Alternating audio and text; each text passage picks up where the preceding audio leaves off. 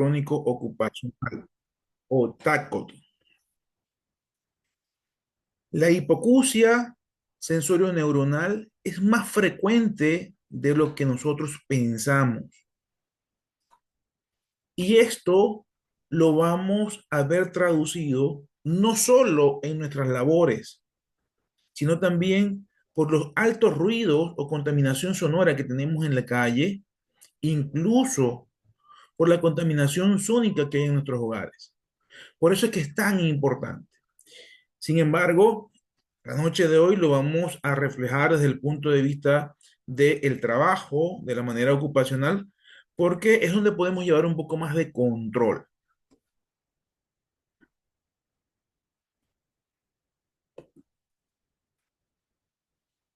Para aquellas personas que aún no me conocen, soy el doctor Gary Rincón, mayor de los bomberos de Venezuela, destacado actualmente en el Perú como bombero voluntario. Soy médico cirujano de profesión, especialista en gerencia de seguridad industrial, ambiente y salud ocupacional, con una especialidad en salud ocupacional. Y bueno, desde el año 2022 estoy a cargo de la subdirección de la Legión Internacional de Bomberos Voluntarios. Vamos a hablar de lo que son las definiciones importantes para poder entender, analizar y desglosar este tema. Lo primero sería definir qué es una enfermedad profesional. Una enfermedad profesional es la que se causa de manera directa por el ejercicio profesional en el trabajo que realice una persona y que le produzca incapacidad o muerte. Un accidente de trabajo, por su tanto, es toda lesión que una persona sufre a causa o consecuencia del trabajo y que le produzca incapacidad o muerte. También se considera un accidente en el trayecto. Algunas legislaciones, dependiendo del país donde nos desenvolvamos, va a considerar que el accidente que se ocurre desde nuestro hogar hasta el sitio de trabajo puede considerarlo y activar el SSTR. Sin embargo, en otras legislaciones, como por ejemplo en el Perú, no se considera. Y la mayoría de los países latinoamericanos, en este caso, no lo consideran a menos que por indicaciones de un supervisor o por indicaciones de un gerente, el traslado de tu domicilio no sea a tu centro de trabajo típico, sino que sea a otra locación en la cual vayas a desempeñar tus funciones. Así que tenemos que tener esto claro para saber diferenciar lo que es el accidente de trabajo o no. La hipoacusia laboral también se puede llamar sordera laboral. Bueno, es un término muy antiguísimo actualmente. La definición lo ha cambiado, pero cuando escuchemos el término de sordera laboral, vamos a entender qué es la hipoacusia.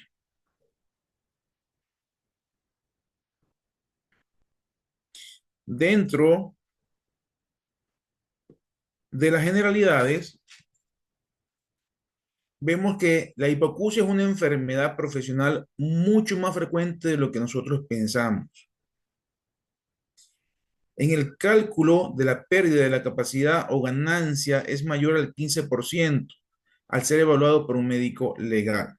Eso es lo que se considera hipoacusia. Inicialmente no afecta las frecuencias bajas, solo las frecuencias altas.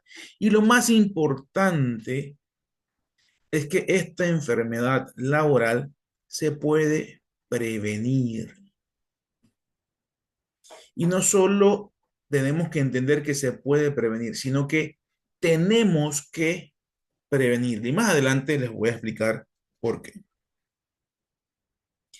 La transmisión del sonido, como la mayoría de ustedes saben, se inicia a través de la recolección de las ondas sonoras a través del pabellón auricular. Esto va a ingresar a través del conducto auditivo externo, va a llegar hacia el tímpano, disculpen,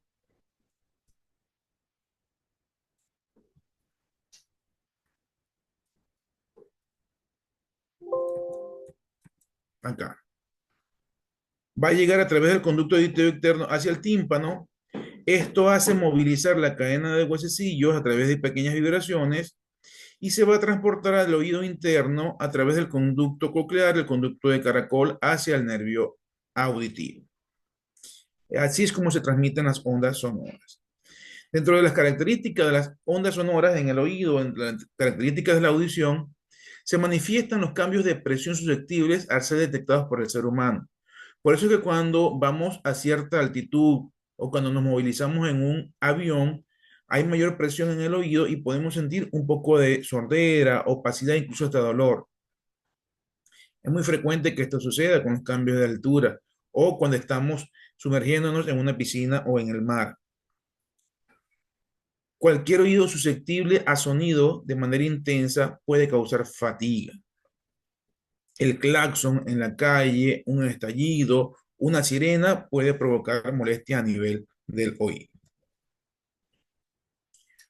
La audición normal no es un valor fijo o absoluto.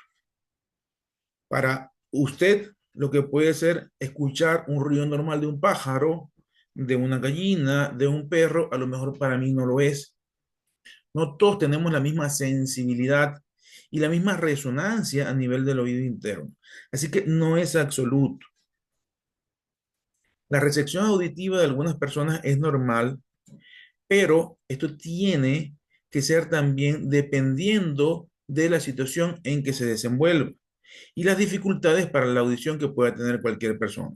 Esto debido a que si tiene cera en el oído, de que si tiene alguna infección o que hay un endurecimiento de la membrana timpánica de por sí. Aquí podemos ver la resonancia en decibeles normal que podemos conseguir en nuestro ambiente. Ejemplo, el ruido de una hoja al caer de un árbol o el desplazarse en la tierra va a causar 10 decibeles. El ruido de una música suave puede ir entre los 20 y los 30 decibeles. Una conversación normal entre dos personas de 40 a 50, si hay un poco de levantamiento de voz y un poco de grito, puede llegar hasta los 60.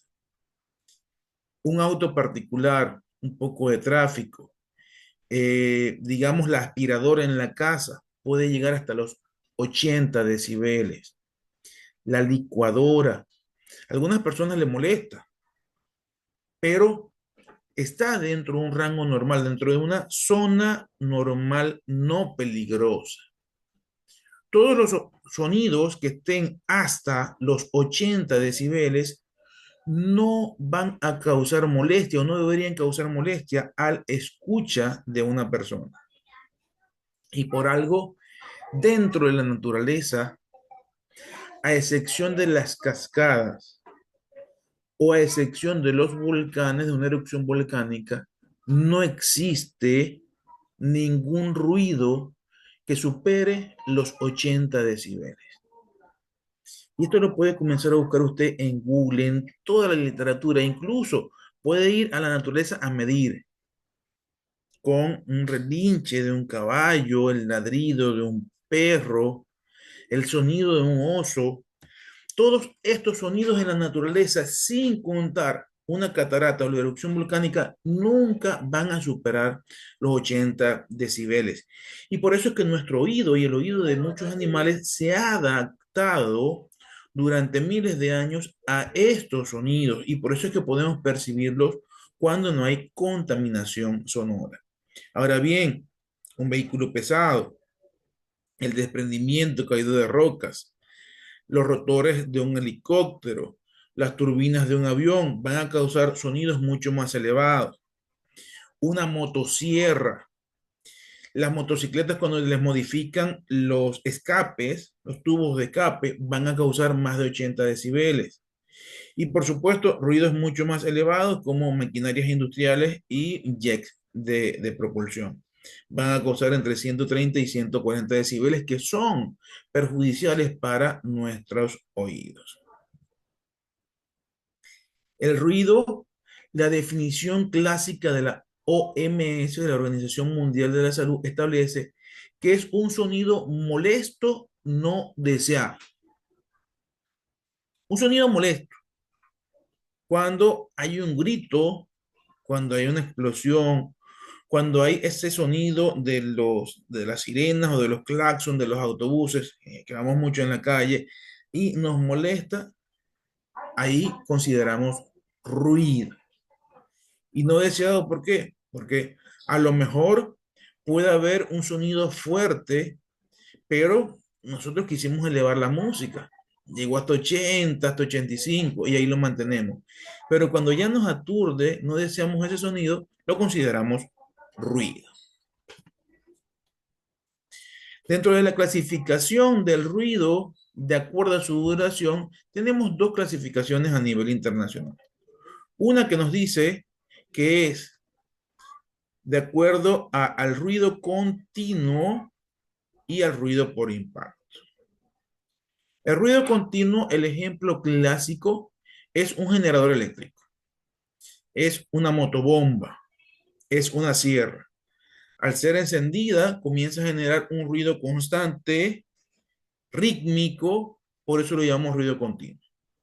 Y ruido de impacto, un martillo. El carpintero que está golpeando puede ser rítmico, pero se detiene por un par de segundos o por un segundo y se repite. Mientras que la otra clasificación internacional, de acuerdo a la duración del ruido, tiene tres ramas. Uno que es el ruido estable, que es un ruido que tiene fluctuaciones de nivel de presión y que esa desviación no va a superar los 5 decibeles, por arriba o por abajo. Ruido fluctuante es cuando la variación de nivel, en este caso, si supera 5 por encima o 5 por abajo. Y los ruidos impulsivos es aquel que se presenta con una energía acústica de duración inferior a un segundo con intervalos superiores a 2 segundos. Como les decía, el ejemplo de impacto, el carpintero que golpea con su martillo, una explosión, eh, los ruidos inconstantes de un escape cuando el motor está fallando, entre otros.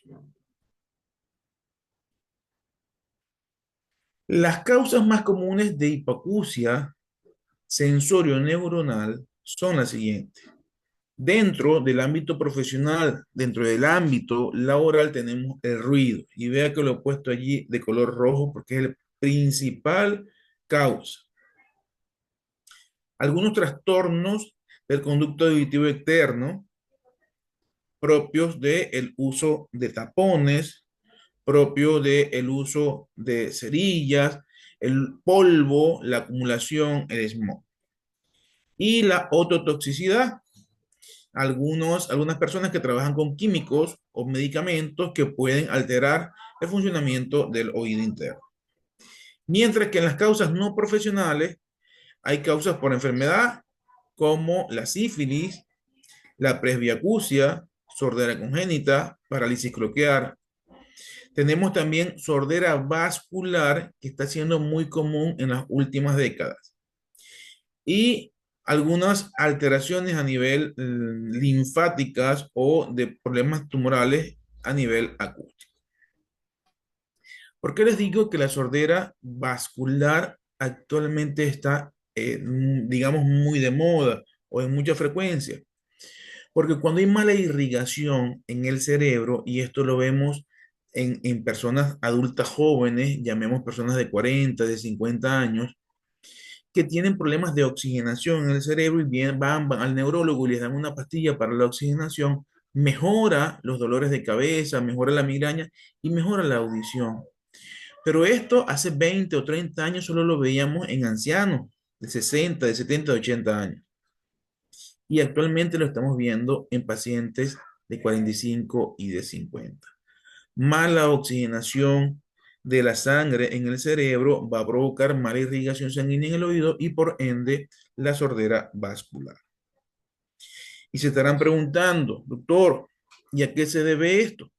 Bueno, digamos que la principal causa de que tengamos un mal transporte de oxígeno en la sangre es la anemia o la sangre muy viscosa. Recuerden que la anemia es esa deficiencia de hierro, ácido fólico o vitamina B en la sangre, mientras que la sangre viscosa o sangre espesa puede ser por glucosa elevada, triglicéridos, colesterol, ácido úrico, creatinina.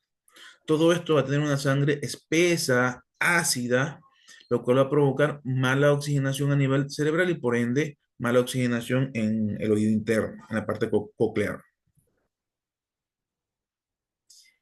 Hay grupos de trabajos que tienen más alto riesgo a padecer esta enfermedad a nivel laboral. Dentro de ellos podemos destacar las personas que trabajan en madereras, las personas que trabajan en metalmecánica, que están golpeando los hierros, los fierros, o que están cortando, como lo vemos allí, con esmeril, con maquinaria pesada, con prensas hidráulicas. Por supuesto, la gente que trabaja en minería en diferentes países. Aquí en el Perú vemos mucha gente que trabaja o trabajó en minería que tienen problemas de sordera, de hipoacusia, las detonaciones que se hacen, los impactos, la contaminación por los ruidos de las maquinarias o la contaminación incluso por el polvo. Se va depositando en los oídos y eso provoca lesiones a nivel del conducto auditivo externo y del tímpano, provocando hipoacusia. También las personas que trabajan en calderas, las personas que trabajan en hilanderías. También hemos visto muchos reportes de personas que trabajan a nivel de la industria de los talleres de transporte de maquinaria pesada, los que trabajan en los aeropuertos, en los puertos, cuando no utilizan adecuadamente los EPPs.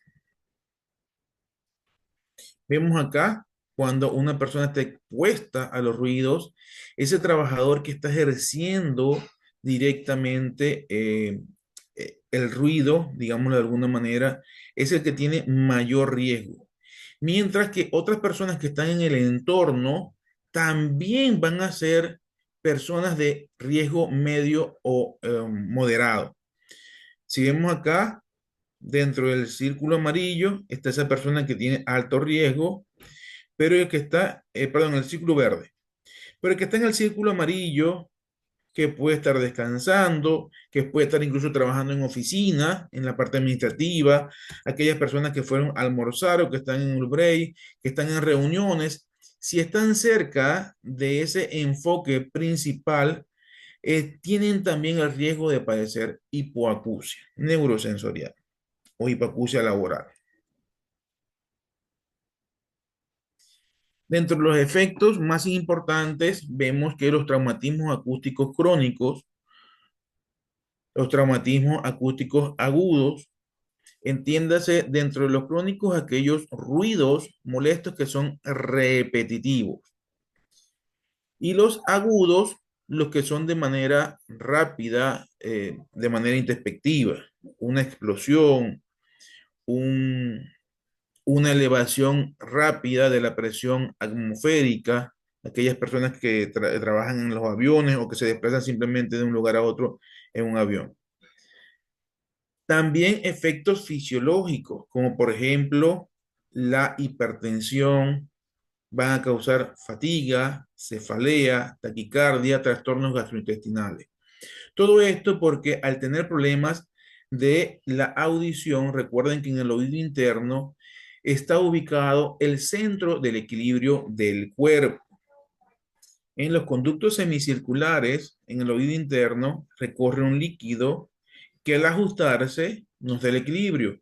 Pero cuando tenemos sordera o hipoacusia, este líquido no va a ajustarse rápidamente, lo cual va a generar los últimos síntomas presentados, que son el tinnitus, la hipoacusia, trastornos digestivos como náusea.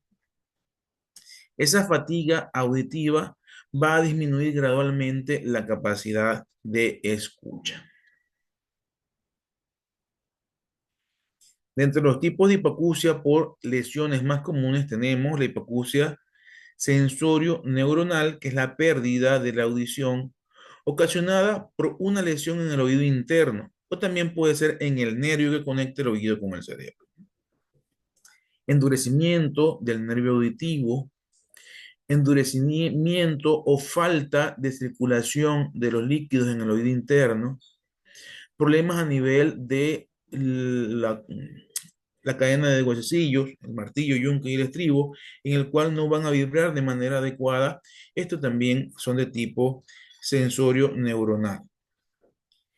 Mientras que la hipoacusia por transmisión es la pérdida de la audición o la pérdida auditiva por lesiones anatómicas, que pueden ser de uno o varios elementos en la conducción y tiene que ver generalmente con el oído externo o el oído medio. Ejemplo, lesión del tímpano es la más común por una explosión, por infecciones, por traumatismo. Los niños cuando quieren explorar o se están limpiando ellos mismos los oídos, se rompen el tímpano.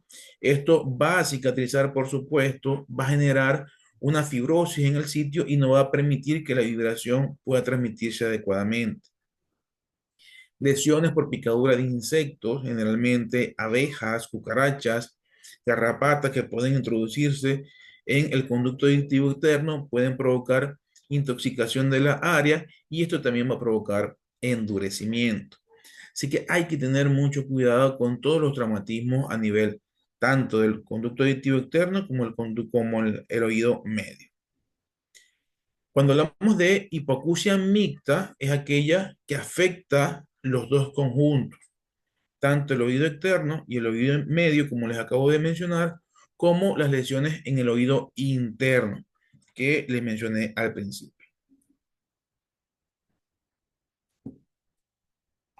Otros factores que contribuyen a la aparición de la sordera son exposición a niveles de ruido sobre los límites máximos permitidos. Y esto tiene que ver netamente con el ambiente laboral. Porque puede que en nuestro domicilio, en nuestra casa, el vecino está construyendo.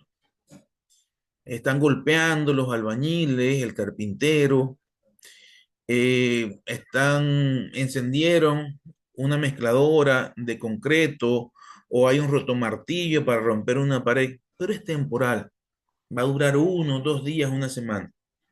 Esto no te va a causar una exposición crónica al ruido, mientras que aquellas personas que trabajan de lunes a viernes o de lunes a sábado y que tienen esta exposición mayor a 80 decibeles van a tener este tipo de lesiones. También es importante tomar en cuenta la duración a la exposición del ruido durante la jornada laboral. No es lo mismo aquella persona que está 2, 5, 10, 20 minutos expuesto a un ruido una vez al día, aquella persona que tiene 4 horas o más trabajando, por ejemplo, con un martillo neumático. Tiene una exposición prolongada al ruido. No es lo mismo aquella persona que hoy va a suplir a alguien en una planchadora, pan, pan, pan, a aquella persona que vino, dio 4 golpes con un martillo y se retiró. Entonces la exposición, el tiempo de exposición es importantísimo. El tiempo total a la exposición. Yo he trabajado 1 año en el sitio laboral, pero mi supervisor o mi compañero tienen 4 años en el mismo sitio. ¿Quién creen que va a tener mayor lesión en su audición? Por supuesto, el que tiene una jornada laboral prolongada y por mucha más cantidad de tiempo. Y algunas susceptibilidades individuales. A lo mejor mi oído es más débil que el de otro compañero, o yo he sufrido recientemente una infección de oído, de nariz o de garganta, y mi compañero no, y eso también va a influir. ¿Por qué les digo de la infección de garganta o de nariz? Recuerden que la trompa de Eustaquio es una estructura que conecta estas tres partes anatómicas: nariz, las fosas paranasales, la garganta, la orofaringe y el conducto auditivo interno, el oído. Entonces, cuando tenemos una infección en la nariz, puede repercutirse en el oído. Cuando tenemos infección en la garganta, puede repercutirse en el oído o viceversa.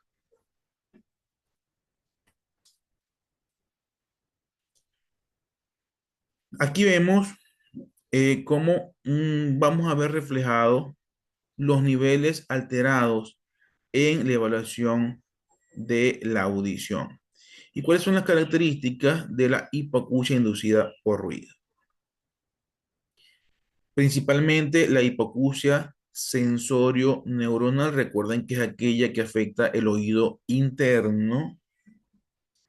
Pueden ser de manera simétricas o bilaterales. O sea, tengo disminución en un oído o tengo disminución en los dos. Puede haber disminución para algunos tonos agudos. Mire, yo escucho bien al ave que está cantando, pero no escucho cuando suena un tambor. Puede ser de manera descendente. Comienzo a escuchar un ruido, pero va bajando, va bajando, va bajando, hasta que no lo escucho. Eso también es una característica de que se está afectando mi oído interno. Y la recuperación de la audición a algunos tonos agudos. No escuchaba bien, me aparté un par de días de mi trabajo, escucho ya mejor. Eso tiene que llamarme la atención. Si alguna de estas características que les he nombrado les está ocurriendo o algún familiar o amigo, tienen que acudir al médico, tienen que acudir al otorrinolaringólogo para que les haga una evaluación de su oído y de lo que es la resonancia auditiva para poder determinar si están padeciendo de esta enfermedad. Así que mucho cuidado. Todas esas personas que tienen problemas en el oído interno, que escuchan mal en uno o en los dos oídos, que no escuchan o escuchan mal los tonos agudos, que escuchan la voz pero que de manera continua, descendente, van perdiendo la audición, y aquellas personas que al apartarse del ruido que tenían por 1 o 2 días recuperan la audición. ¿Cómo se hace el diagnóstico de la hipoacusia crónica ocupacional? Primeramente es por clínica. Por eso les digo, deben acudir con el especialista. Puede ser el médico ocupacional o el especialista en sí, que es el otorrinolaringólogo. También lo podemos hacer por antecedentes de exposición al ruido, cuando no se cumplen las normas legales de acuerdo al país o departamento donde usted se desenvuelve. Cuando se descarte una lesión a nivel del oído interno por otras causas, causas por enfermedad, causas por explosiones, causas por otros aspectos que no fueron dentro del trabajo.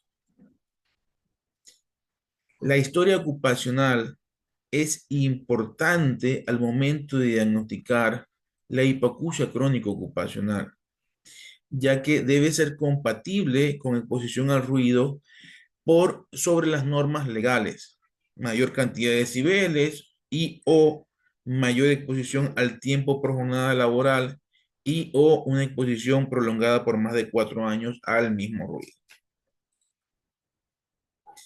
La audiometría es el examen esencial para poder demostrar la hipoacusia crónica inducida por problemas ocupacionales. ¿Y cómo se hace la audiometría? Bueno, a lo mejor muchos de ustedes ya se han hecho este examen. Necesitamos una caja acústica donde no entre ningún tipo de ruido al exterior más que el que va a impulsar el técnico a través de este aparato que vemos en la imagen de la derecha. Y nosotros dentro de la cabina tenemos que ir con señas o presionando un botón cuando escuchemos algún ruido. De esa manera se realiza la audiometría. Se puede realizar por sonidos o por vibraciones que se colocan por la parte posterior de la oreja, y el paciente tiene que ir indicando con el botón o con señales con la mano o la cabeza cuando escucha un sonido, y el técnico va a ir registrando todas sus señas o sus marcaciones para poder determinar si hay disminución de la audición en uno o en los dos oídos.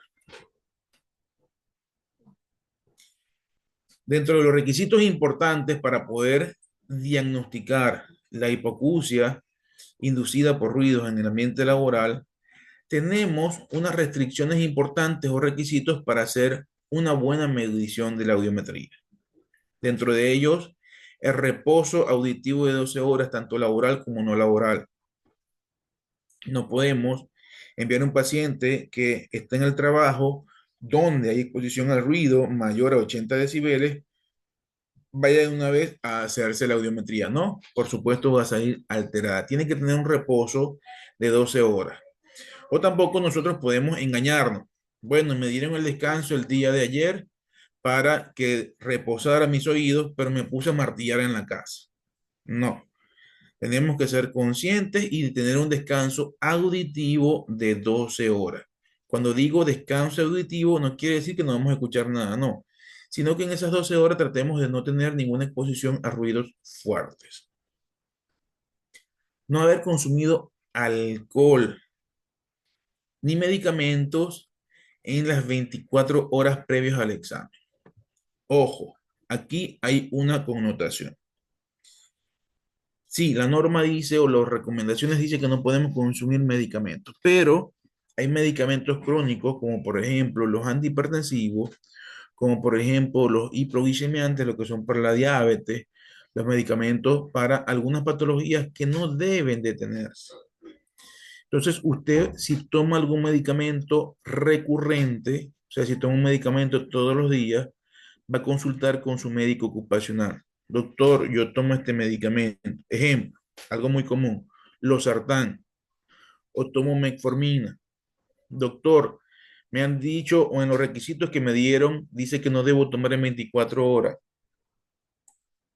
O sea que hoy no voy a tomar mi losartán. No, el losartán sí debe tomarlo. La hidroclorotiazida, atenolol, la metformina, sí. Si tiene algún medicamento de uso diario, consulte a su médico. Los que no se deben tomar son aquellos que pueden afectar la audición o las vibraciones a nivel del oído, como por ejemplo relajantes musculares, medicamentos para la depresión, medicamentos para la ansiedad. Entonces, siempre consulte con su médico. No haber trasnochado la noche anterior previo al examen, por supuesto. No voy a ir a una discoteca en la noche, en la mañana me voy a hacer a ir a realizar la audiometría. Por supuesto, va a salir alterado. No estar resfriado. No haber viajado en un avión o no haber viajado desde altura o hacia altura en las últimas 12 horas. No tener gran cantidad de cerumen en el oído. A ver, si bien el cerumen es una protección natural y que no la debemos eliminar por completo, para ello se entiende que debemos limpiar de manera externa nuestros oídos una vez a la semana. Si tenemos tapón de cera, por supuesto no se va a transmitir de manera adecuada el sonido o las vibraciones que puedan manifestarse en nuestra evaluación de la audiometría. Estamos resfriados, tenemos congestión nasal, tenemos gripe, tenemos irritación de la garganta. Como ya les dije, se conecta a través de la trompa de Eustaquio, por tanto, no debemos realizarnos la audiometría si estamos resfriados. Y esto es muy común. Llegamos porque tengo que ir a laborar, porque me mandaron del trabajo, porque no quiero perder la chamba, porque es mi primer empleo.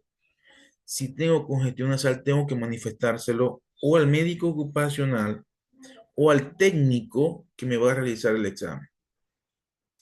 Señor, tengo congestión nasal hace un par de días. ¿Usted cree que puede realizarme la prueba? No. Venga mañana, venga dentro de 2 días, venga dentro de 3 días. No debemos realizarnos la audiometría si es que estamos resfriados. Seamos conscientes, por favor. Contraindicaciones de exposición. Por supuesto, malformaciones en el oído interno, malformaciones congénitas, malformaciones por tumores. Tenemos algunos tumores que pueden presionar el conducto auditivo externo, el tímpano incluso, o cerrar el conducto auditivo externo, y esto es una contraindicación para hacer la audiometría. Hipoacusias graves. Tenemos hipoacusias, por ejemplo, por detonaciones, por exposiciones a radiación y también cuando tenemos anacusia, o sea, la pérdida total de la audición de un lado. No cabe que hagamos el examen de audiometría porque va a salir alterado. Este examen o esta prueba está calibrada, digámoslo de alguna manera, para aquellas personas que tienen ambos oídos en moderado o buen funcionamiento para poder determinar. Por eso es que se colocan los dos audífonos al mismo tiempo.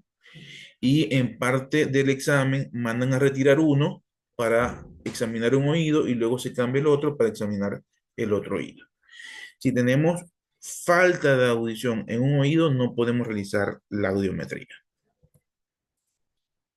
Esto es una audiometría normal. La X representa un oído que generalmente es el oído derecho y el círculo el oído izquierdo. El color, bueno, es indiferente.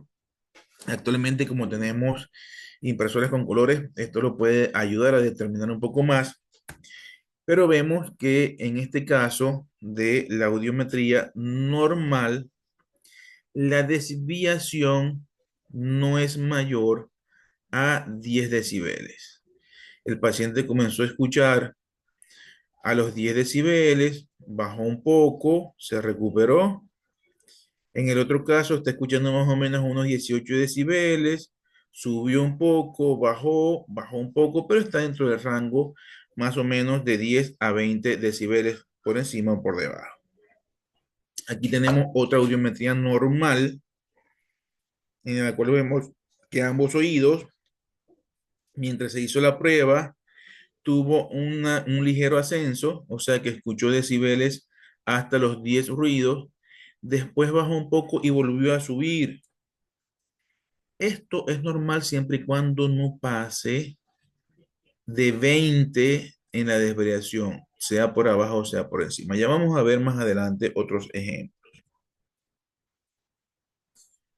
Aquí tenemos una audiometría donde vemos una leve hipoacusia. ¿Por qué? Tanto oído derecho como oído izquierdo en la evaluación se comenzó en 15 decibeles. A ver, si vemos aquí el 10, el 20, en el 15, el técnico comenzó a ejecutar los sonidos en ese nivel. Vemos que en el oído izquierdo hubo una pequeña variación ascendente, quiere decir que escuchaba mucho mejor, mientras que el oído derecho se mantuvo igual. Pero en cierta parte de la evaluación cayó en alguno de los sonidos que esto realizó hasta 50 decibeles. Quiere decir que el técnico colocó en 15 decibeles y no escuchó, en 20 decibeles no escuchó, en 30 decibeles no escuchó, hasta llegar a los 50 decibeles, donde reportó que sí estaba escuchando. Ahora el técnico sigue haciendo otros sonidos con la máquina y el paciente recupera. Vemos que hasta en 25 decibeles el paciente pudo escuchar. Si vemos que comenzó en 15 y bajó a 25 en este caso, la desvariación es de 10 decibeles, ha recuperado. Bajó, pero recuperó. Por tanto, hay una hipoacusia leve. Bien, baja en la cantidad de decibeles que estuve escuchando, hubo que aumentar hasta 50, pero recuperó. Por eso se considera leve. Aquí tenemos una hipoacusia moderada. ¿Por qué? Porque comenzamos el estudio en 15, en un oído escuchó, en otro no, en el otro escuchó más o menos en los 30. Vemos que ambos ha bajado, pero no ha recuperado, no ha subido nuevamente los índices de audición con la máquina, con el audiómetro. Por tanto, ya esto se considera moderado porque no recuperó. Otro ejemplo, comenzó con sonidos en los oídos muy sensibles, en 10, en 15, se mantuvo en algunos sonidos, estos generalmente son los tonos agudos, pero con los tonos graves o los tonos nítidos ha bajado hasta 70 decibeles. Ya esto es grave. Aquí tenemos una hipoacusia que es de un solo lado. ¿Por qué de un solo lado? Porque vemos que en un oído, en este caso el oído izquierdo, si tiene escucha con 20 decibeles y se mantiene, incluso vemos que pudo mejorar, pero con el oído derecho apenas comenzó a escuchar cuando se le dio un sonido de 60 decibeles. En este caso, este paciente tiene una hipoacusia moderada unilateral. Y generalmente cuando el paciente tiene una hipoacusia de un solo lado, los factores no son laborales. Generalmente los factores son genéticos, los factores son por infecciones o por exposiciones a explosiones, otro tipo, no son laborales.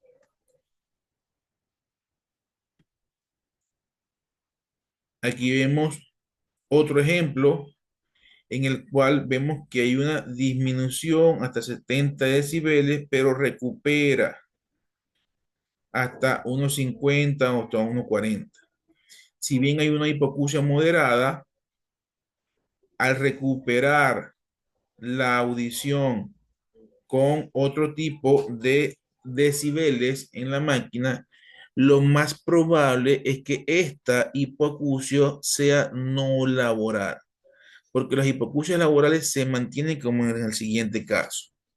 Esto sí es una hipoacusia que puede ser laboral o puede ser por la edad, porque vemos que va disminuyendo, disminuyendo, disminuyendo y nunca se detiene, ni mucho menos recupera. Este ejemplo de hipoacusia que tenemos aquí es una presbiacusia. ¿Por qué presbiacusia? Porque los dos oídos se ven afectados y van en total descenso. La mayoría de los pacientes que tienen un estudio de audiometría con esta gráfica, este ejemplo, son pacientes que tienen edad avanzada, por encima de los 60, de los 75 o de los 80 años. Si vemos este caso en un paciente joven, nos va a llamar mucho la atención porque puede tener un problema degenerativo, que es este caso que les traje acá. Este caso fue un caso real, un paciente que al hacer la audiometría tenía un descenso prolongado y progresivo de la audición. Y vemos que aquí hay una pequeña recuperación, pero muy mínima, muy mínima. Este era un paciente joven en edad laboral que tuvo una hipoacusia severa y esta hipoacusia fue inducida en el trabajo porque vemos que tuvo un descenso y una recuperación mínima, pero tuvo una recuperación.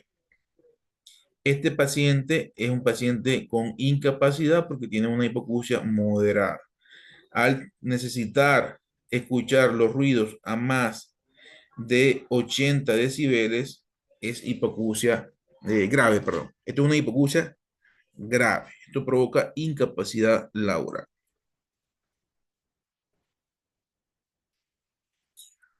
¿Cómo calcular la incapacidad para la ganancia de la hipoacusia? Bueno, esto va a estar determinado dependiendo a el país y las normas actuales donde se desenvuelvan.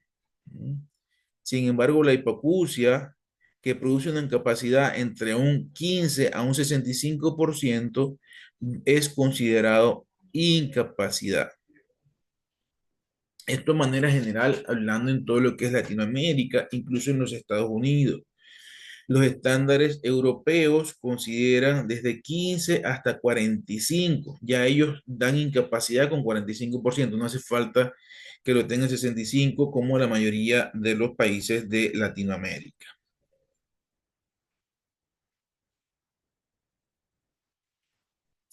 La evaluación médico-legal para considerar una hipoacusia profesional o hipoacusia inducida por el trabajo debe tener ciertos requisitos.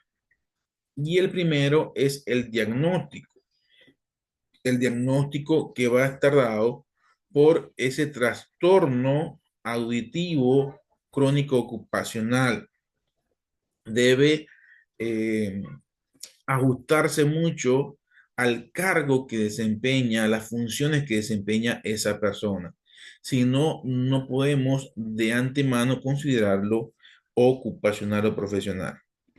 Que la audiometría sea compatible con esa disminución en la gráfica de la audición que les acabo de mostrar en cualquiera de los tipos o subtipos. Y muy importante que la historia ocupacional del paciente sea compatible a exposiciones a ruidos prolongados con decibeles mayores a 80 y por una jornada laboral prolongada. Hay un programa especial para la evaluación externa de la calidad de los centros de trabajo con respecto a los problemas de audiometría y nos dice los siguientes parámetros. Uno, debe haber un tecnólogo médico, este que pueda estar evaluando las situaciones de exposición al ruido de los trabajadores. Generalmente esto lo hace un asistente al médico ocupacional o lo puede hacer también el supervisor de SOMA, de salud y seguridad en el trabajo. A través de aparatos vamos a poder medir los decibeles que están generando cada herramienta de nuestro trabajo y esto se tiene que hacer de manera periódica. Hay condiciones específicas como por ejemplo que los oídos estén sin tapones y no estén lesionados, que no haya reposo auditivo que sea obligatorio. En empresas donde la maquinaria pueda generar sonidos mayores a los 80 decibeles, existen tablas graficadas por la OMS y también por los ministerios de trabajo de cada país que especifican cuánto debemos descansar por jornada laboral de acuerdo a la cantidad de decibeles que genere nuestra herramienta de trabajo. Por ejemplo, y es un clásico el ejemplo del martillo neumático, el martillo hidráulico, este que utilizan para romper las carreteras, las bermas, las aceras, las construcciones. Y vemos esos trabajadores que están todo el día causando lesiones a nivel de las muñecas, de los hombros, del tórax y de sus oídos. A pesar de que estos trabajadores pueden tener tapones auditivos más orejeras, los cuales les pueden permitir tener una jornada laboral a unos 120 decibeles de ruido, la jornada no puede ser mayor a 4 horas. Sí, así como lo están escuchando. Cuando tenemos un aparato que genere 120 decibeles, debemos utilizar tapones más orejeras, pero no debemos trabajar más de 4 horas al día, porque incluso teniendo tapones y teniendo orejeras, la exposición prolongada va a provocar endurecimiento del oído inmedio y del oído interno. Y por desconocimiento o por falta de pericia, por querer terminar labores más rápido, el trabajador lo desconoce, no se le informa, no se le educa y el supervisor no cumple con su función. Entonces vemos a esas personas trabajando 8, 10 horas con el taladro neumático y en pocos meses van a tener problemas de audición. no se cumplen los protocolos, no hay identificación adecuada de los trabajadores o pacientes, no se realiza otoscopía, o sea, no se realiza examen para mirar, para observar el oído externo del paciente. No se cumplen los exámenes de audiometría periódicos, o sea, una vez al año. Y la impedancia también de las zonas de trabajo que nos favorece. La evaluación es clara. La evaluación para los problemas de audición en un trabajador debe hacerse de la siguiente manera, con una audiometría. Y la audiometría se debe realizar en todo personal que esté expuesto a decibeles una vez al año. Incluso en aquellas personas que trabajan de forma regular en una empresa, dentro de su examen médico ocupacional anual, se revisa la audiometría, tenga exposiciones a altos niveles de ruido o no, para poder llevar un control de nuestros trabajadores. La evaluación de ORL, o sea, de otorrinolaringólogo. Cada vez que una persona tenga problemas de audición, hay que mirar con el aparato el conducto auditivo externo, hay que mirar la membrana timpánica cómo está, hay que eliminar el cerumen que puede haber en el oído. Eso lo tiene que hacer el especialista. Y por supuesto, la evaluación por el médico ocupacional o médico del trabajo. Así que cuando presente algunas de las situaciones o características sintomatológicas que les he explicado hace unos momentos, tenemos que cumplir con estas fases. Allí tenemos, bueno, el ejemplo de una persona que está entrando a la cabina para hacerse el examen de audiometría. El tecnólogo que va realizando las labores va ejecutando sonidos a diferentes niveles, a diferentes latitudes, y aquí vemos un aparato que nos va a permitir escuchar o determinar la escucha del paciente no solo con la parte de las orejeras, sino también con la parte ósea que se coloca en la parte posterior. Y este aparato genera vibraciones que se van a transmitir a través del hueso que rodea el oído y van a llegar hacia el oído interno. Y de esta manera el paciente o trabajador puede escuchar a través de las vibraciones que genera este aparato. Aquí vemos un audiograma. Esto es una representación real de cómo se plasma. Ven que acá se va a marcar si hay una desviación o no. Y aquí podemos, o el técnico va a apuntar en cada oído. Ven que el oído derecho está representado con el color rojo, el oído izquierdo con el color azul, y va a graficar qué tanto fue la desviación en porcentaje y en decibeles de ambos oídos. De la misma manera, va a apuntar la variación máxima que ha necesitado el paciente para escuchar tanto un oído como el otro. En este caso, la variación máxima necesitó 41 decibeles para el oído derecho y 35 decibeles para el oído izquierdo. Aquí tenemos que el médico va a colocar el diagnóstico que tiene el paciente, en este caso fue tinnitus, y por supuesto la firma y sello del paciente. Aquí tenemos otro caso donde hay un traumatismo acústico crónico ocupacional, o sea, donde el paciente tiene una enfermedad provocada por el trabajo. Y vemos que la desviación pasa los 40 decibeles y llega hasta los de 70 decibeles y luego sube. Como les explicaba hace unos momentos, siempre que el paciente en el estudio de audiometría necesite mayor cantidad de ruido, pero luego menor cantidad, este es síntoma de que hay algún problema de origen ocupacional.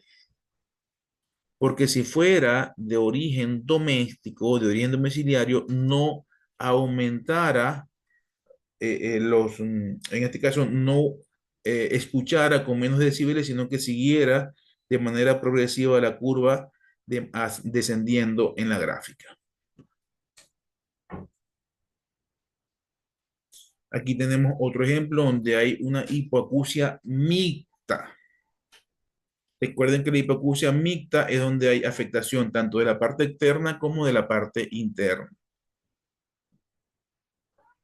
Y vemos que aquí en el oído eh, izquierdo, que está graficado con el color azul, el paciente necesita una tonicidad de 70 decibeles para poder iniciar con el oído izquierdo y una tonicidad de 70 decibeles para poder comenzar a escuchar con el oído derecho.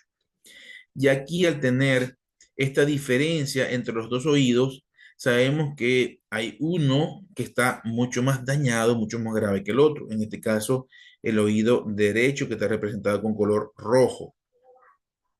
Vemos que el oído derecho desciende la gráfica hasta 100 decibeles y se mantiene muy bajo.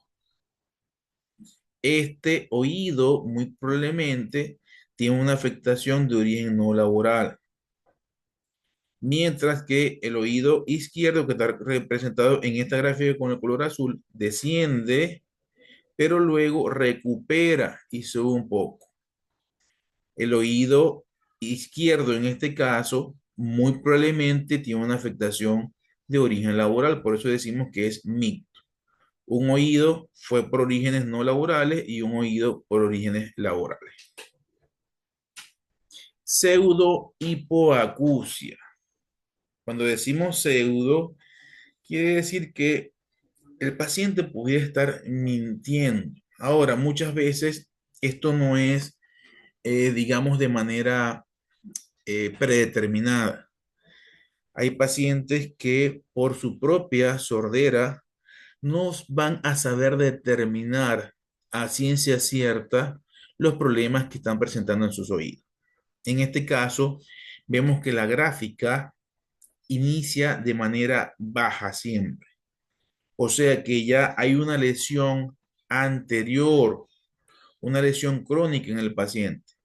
Para este ejemplo, con el oído izquierdo, representado con el color azul, inició en 50 decibeles, mientras que con el derecho inició en 70. Y vemos cómo la gráfica hace bajar, subir, bajar, subir. Aquí con el otro oído baja, sube y luego baja de nuevo. Es probable que si le diéramos más tiempo, aquí también hubiera subido. ¿Qué quiere decir esto? El paciente está confundido. El paciente no sabe a ciencia cierta cuándo escucha y cuándo no, probablemente por alguna enfermedad infecciosa o porque en el momento no haya cumplido con los requisitos para hacer una buena audiometría. Recuerden, el no haber viajado desde alturas o hacia las alturas, el no estar resfriado, el no haber consumido alcohol, el no tener congestión nasal. Tipos de incapacidad.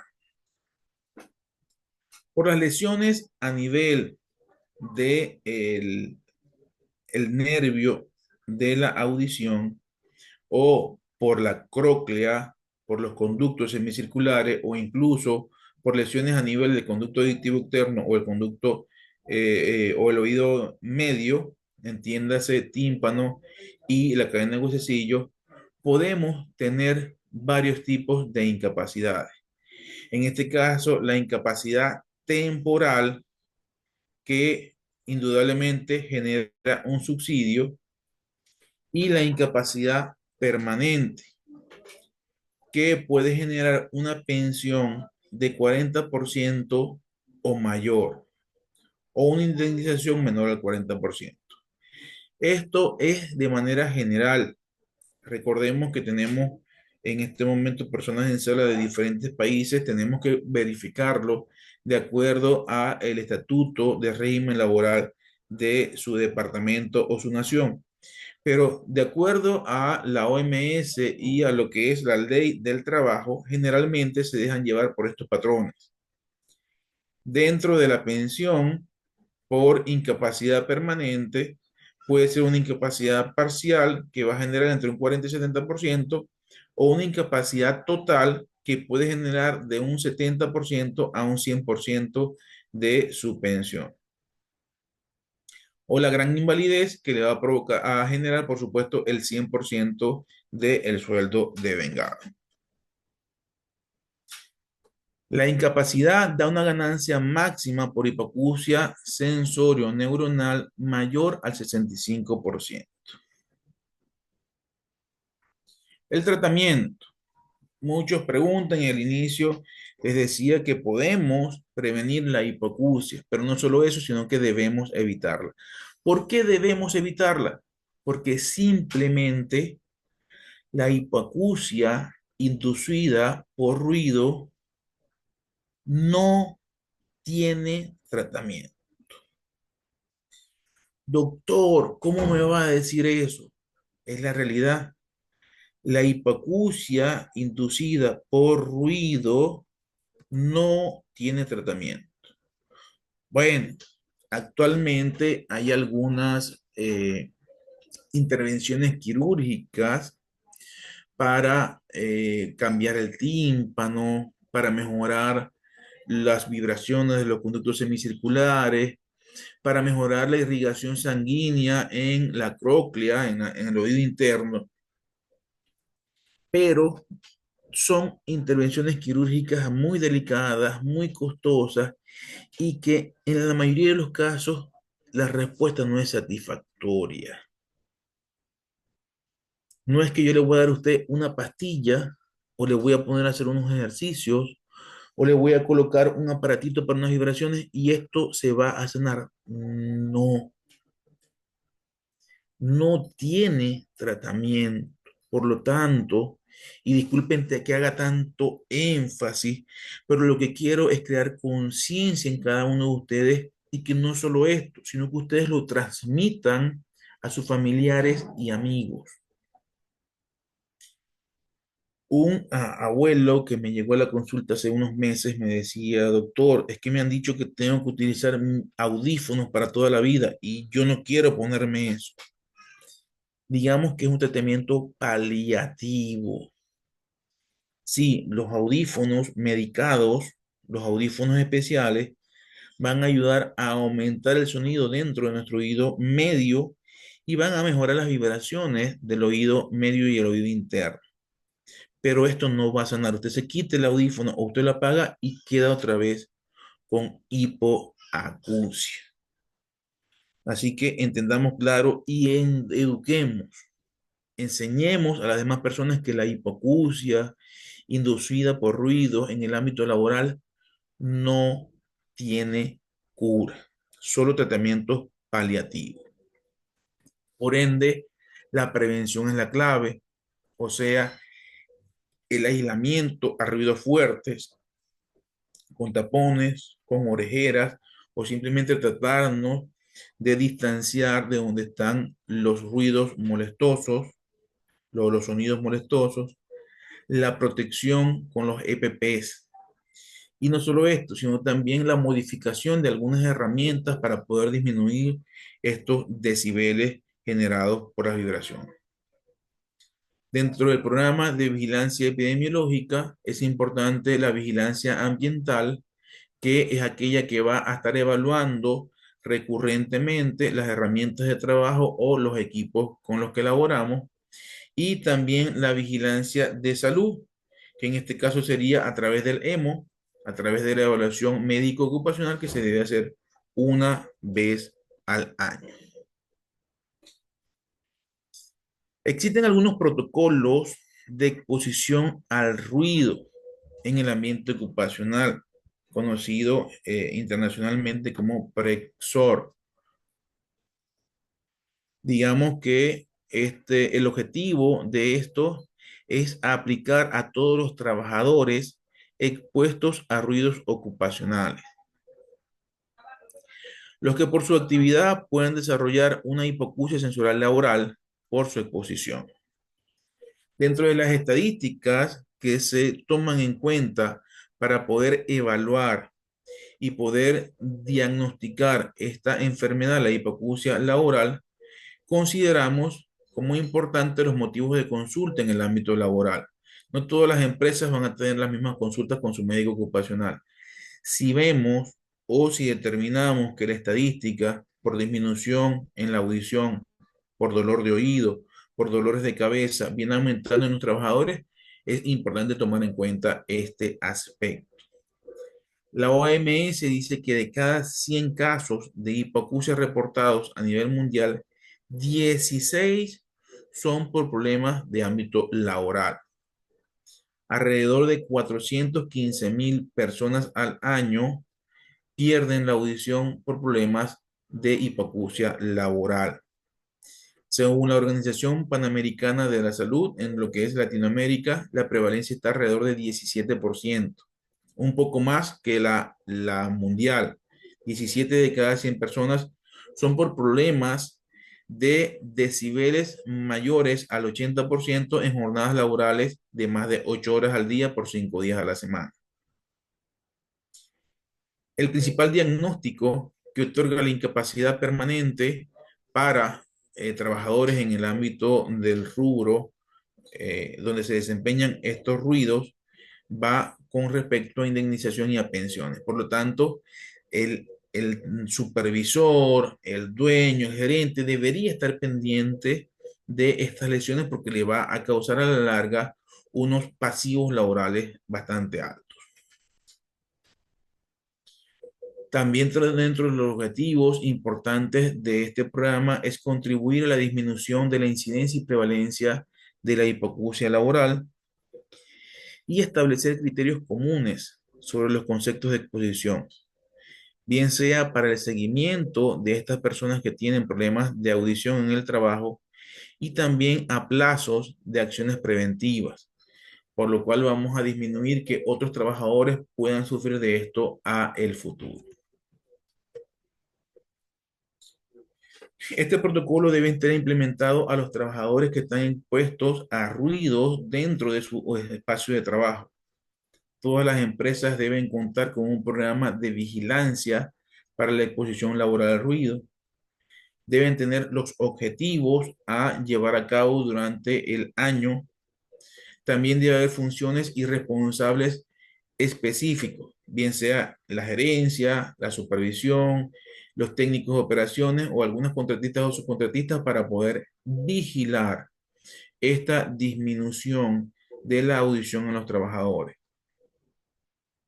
Dentro de la vigilancia ambiental es importante revisar las características generales del recinto donde trabajamos, la ubicación y las áreas de influencia al ruido, las principales fuentes generadoras de ruido, las actividades o tareas que se realizan con mayor exposición al ruido, el tiempo asociado a cada trabajador, la prevalencia de los ciclos de trabajo y la existencia de grupos similares a la exposición. Es muy común ver en una empresa que los trabajadores en cierta área a la larga van teniendo la misma enfermedad. Hipoacusia, hipoacusia, hipoacusia, pero lamentablemente no se toma en cuenta esto para hacer cambios respectivos en la jornada laboral.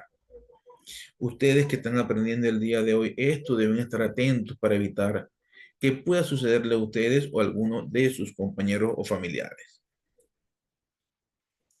También la implementación de medidas de control con respecto a los decibeles generados por ciertas herramientas o equipos, mejorar lo que tiene que ver con la ingeniería, la parte administrativa, los elementos de protección auditivo, los EPPs.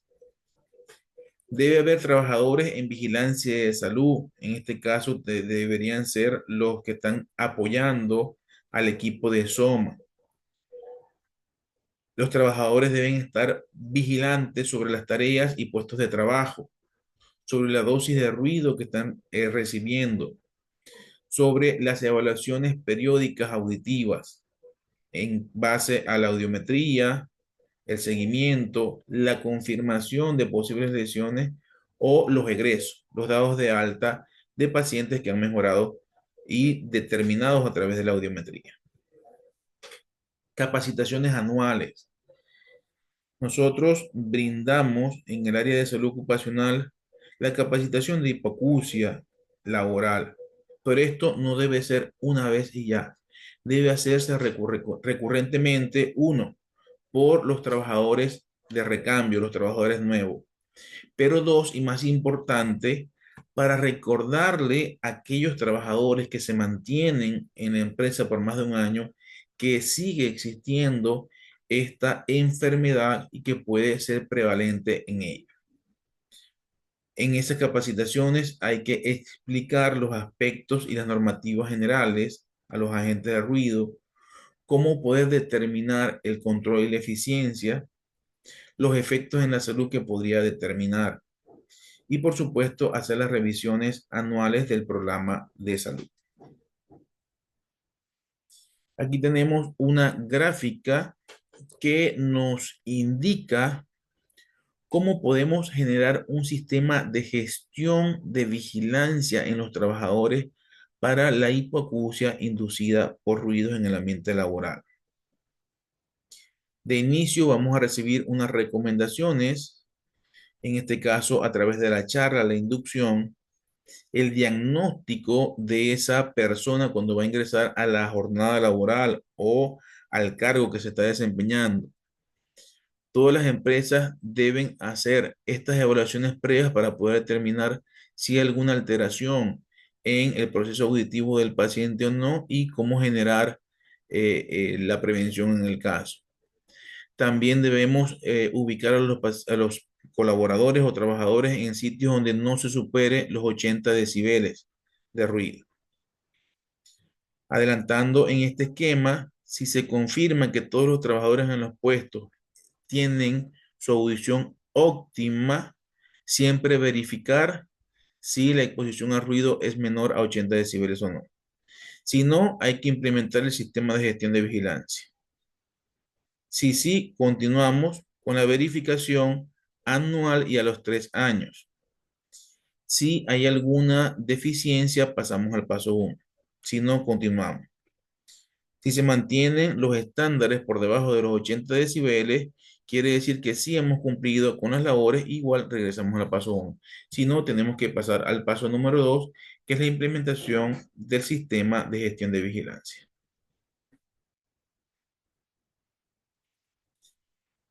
También es importante la vigilancia del ambiente donde nos desenvolvemos. Y para eso, el objetivo principal es evaluar la exposición a ruido a la que están sometidos los trabajadores en los lugares de trabajo, valga la redundancia, para adaptar de manera oportuna y eficaz las medidas de prevención. Según la OMS, en su última revisión en el año 2017, consideró que los niveles de exposición al ruido en una persona no deben exceder los 70 decibeles continuos durante la jornada laboral de 8 horas. Vean que la Organización Mundial de la Salud, a pesar de que con 80 decibeles aún no hay molestia para el ser humano, ellos tratando de prevenir enfermedades ocupacionales, en el año 2017 han hecho esta acotación.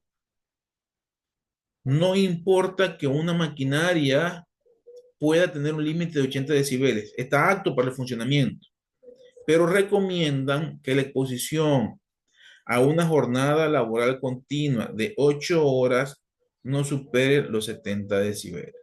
Si supera los 70 decibeles, ya debe utilizar EPP, equipo de protección personal. Otro aspecto importante a revisar con respecto a la hipoacusia laboral inducida por ruido, en la parte preventiva tenemos que identificar los riesgos. Para ello vamos a hacer una evaluación inicial donde la dosis de acción va a ir de 0,5 a 50%. Esto que corresponda a la mitad de la dosis de ruido que va a recibir el paciente. Los niveles de acción tienen que activarse cuando el ruido supere 82 decibeles, que va a ser un equivalente a 0,5 o 50% de ruido.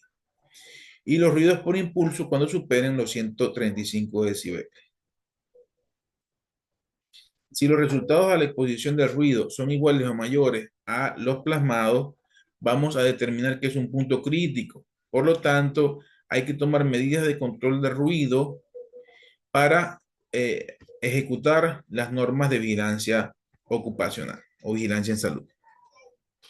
También dentro de los planes se va a revisar que la dosis obtenida del 50%, o sea, de 82 decibeles, no supere los 95 en más de un año y debe hacerse la revisión a tal cual. Cuando la jornada laboral esté superior o igual al 1000% de los 95 decibeles, la revisión debe hacerse cada 6 meses. Y cuando los ruidos por impulso superen los 135 decibeles, la revisión debe hacerse a los 6 meses. La vigilancia o la vigilancia en los problemas auditivos en la jornada laboral. Siempre se va a hacer con la audiometría. Recuerden que es un examen que permite determinar los umbrales de la audición aéreos en un rango de frecuencia entre 500 Hz y 8000 Hz en el terreno o en la cámara de audiometría. Debe realizarse dentro de los 60 días iniciales a la exposición del ruido, esto para tener un antes de la lesión o poder verificar si es que verdaderamente se está lesionando los oídos del trabajador.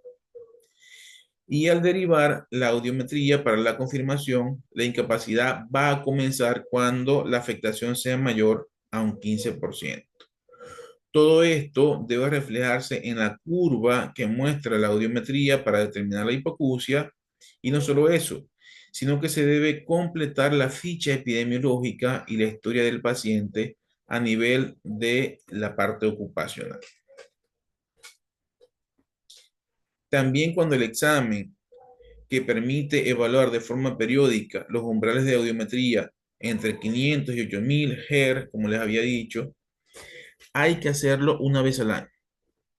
Esto es de manera consecutiva, de manera de seguimiento, de manera recurrente, porque es lo que va a permitir comparativamente de un año a otro verificar si va disminuyendo la capacidad auditiva de estos pacientes. Repito, ese seguimiento se debe hacer en pacientes que tengan exposición a más de 80 decibeles o no. En la evaluación periódica de la audiometría tenemos 4 niveles. El nivel 1, como ya les comentaba, en exposición mayores a 82 decibeles. El 2, que va a afectar entre 85 y 95 y la evaluación se puede hacer cada 2 años. El 3, cuando es mayor a 95 y debe hacerse una vez al año. Y el 4, cuando el ruido es por impulso mayor a 135 y se debe hacer cada 6 meses. Todo esto se debe complementar y actualizar en la ficha ocupacional. La audiometría efectuada en la cámara específica de audiometría que debe ser realizada para confirmar la variación de los resultados debe hacerse de manera consecutiva y seguimiento. Esto influye o incluye las derivaciones aéreas y óseas de entre 250 y 8000 Hz y debe ser realizada 30 días después del seguimiento. Cuando un paciente pueda reportar que tiene hipoacusia, que tiene disminución de la capacidad auditiva, se deriva con el otorrino. El otorrino va a hacer la evaluación respectiva de manera externa, va a mandar tratamiento y 30 días posteriores se le va a realizar una audiometría para control. En este caso, se debe derivar con el médico del trabajo y con el médico especialista para realizar las evaluaciones correspondientes, que son la audiometría, el seguimiento de historia ocupacional y, por supuesto, la ficha epidemiológica. El objetivo de la audiometría de egreso Cuando un paciente o un colaborador finaliza el contrato laboral, tenemos también que hacerle un chequeo. Y este chequeo entra dentro del EMOR, Evaluación Médico Ocupacional de Retiro. Y el objetivo de esta es determinar la presencia o no de hipoacusia en el trabajador con respecto a los momentos de ingreso o a los momentos periódicos. La audiometría deberá ser efectuada en la cámara de audiometría con los requisitos que ustedes ya conocen y bajo los niveles estándares que son 250 Hz a 8000 Hz. Por supuesto, todo esto debe actualizarse en la ficha ocupacional y en la historia ocupacional del paciente.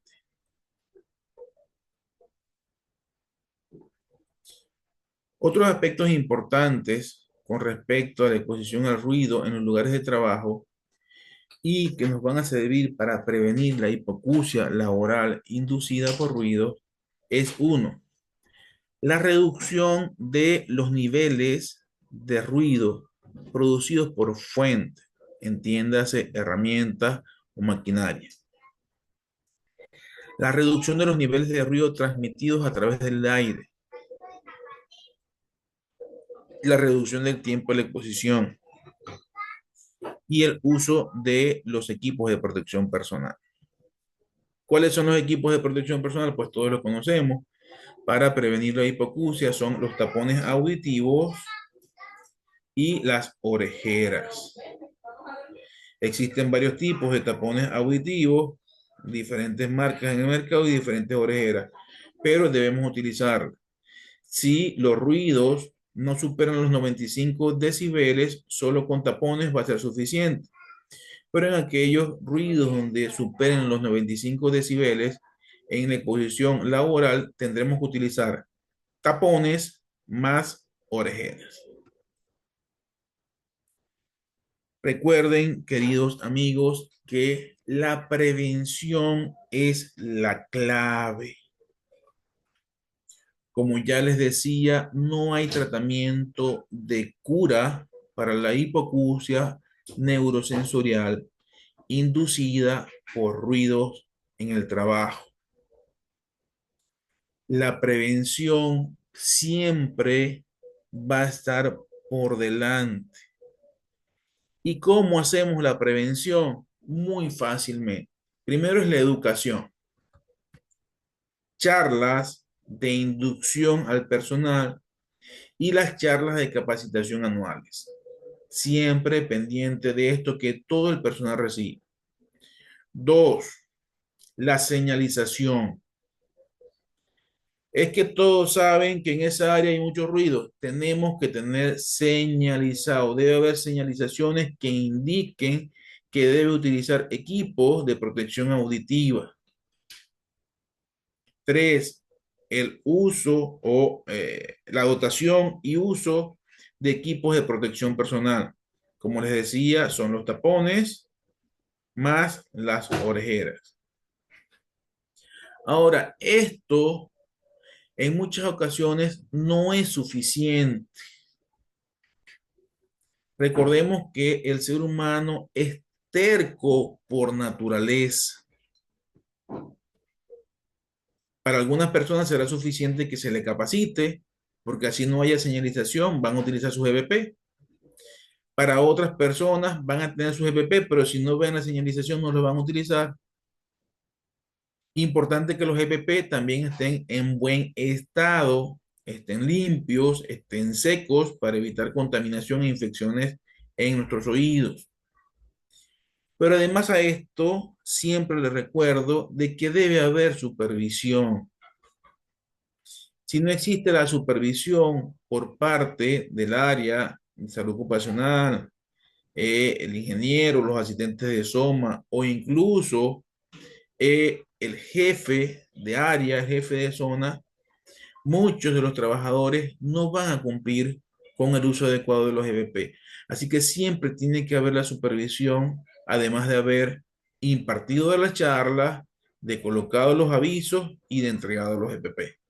Supervisemos y hagamos que se cumplan las normativas para evitar la hipoacusia neurosensorial inducida por ruidos en el ambiente laboral. Muchas gracias, queridos participantes. Y si hay alguna duda o alguna pregunta, podemos hacerla en este momento. Ok, buenas noches, doctor. En la caja de comentarios tienes varios interrogantes. Muy bien, vamos a comenzar a revisar acá.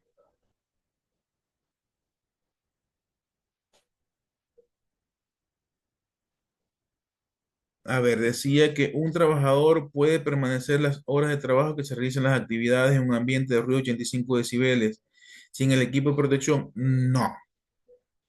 Siempre que se supere los 80 decibeles, tiene que utilizar los tapones auditivos. Y si supera los 95 decibeles, debe utilizar tapón más orejera.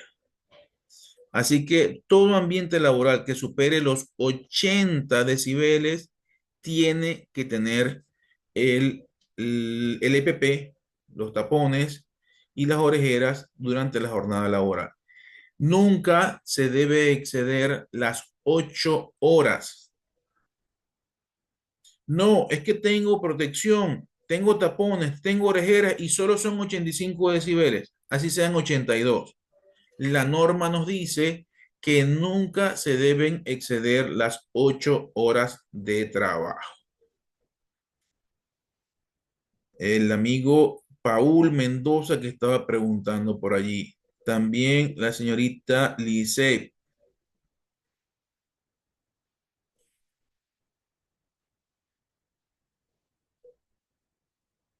Sí, existe una tabla, se las voy a dejar en la presentación, se las voy a añadir en este momento. Lo que pasa es que esta tabla es de manera muy general y que no está, digamos, plasmada en la ley del trabajo de todos los países, pero la podemos utilizar nosotros para poder apoyar a nuestros trabajadores o incluso cuidarnos nosotros mismos.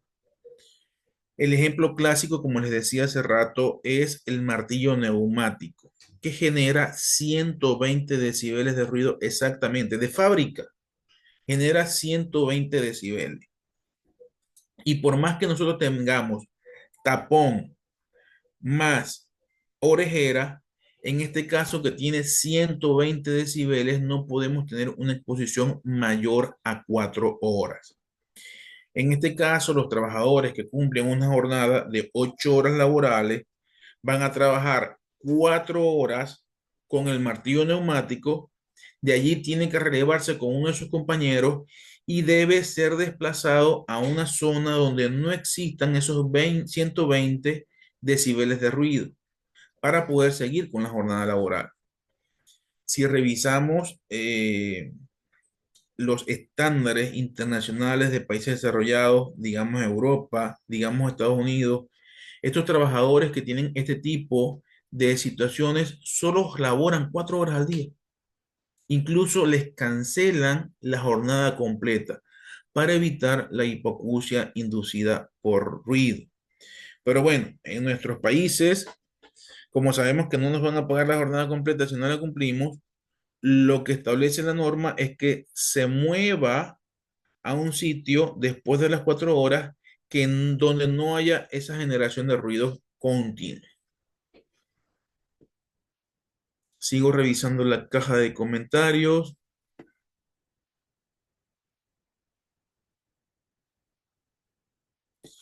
Sí, los elementos fonoabsorbentes generalmente los colocamos en oficinas, ¿no?